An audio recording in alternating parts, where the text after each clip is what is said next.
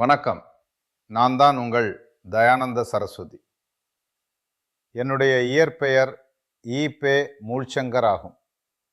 மேலும் நான் 1875இல் ஆரிய சமாஜம் என்கிற அமைப்பை பம்பாயில் நிறுவினேன். அதன் பின்பு எனது கருத்துக்களை சத்யார்த்த பிரகாஷ் என்கிற நூலின் வாயிலாக வெளியிட்டேன். மேலும் எனது முக்கிய முழக்கமாக இருந்தது வேதங்களுக்கு திரும்புவோம் என்பதாகும். மேலும் சுத்தி சடங்கு எனது சாதனைகளில் முக்கியமான ஒன்றாகும்.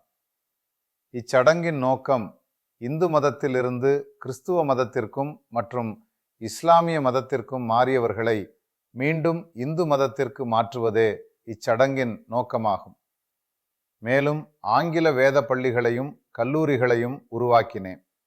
பின்பு 1883இல் இறந்து போனேன். நன்றி.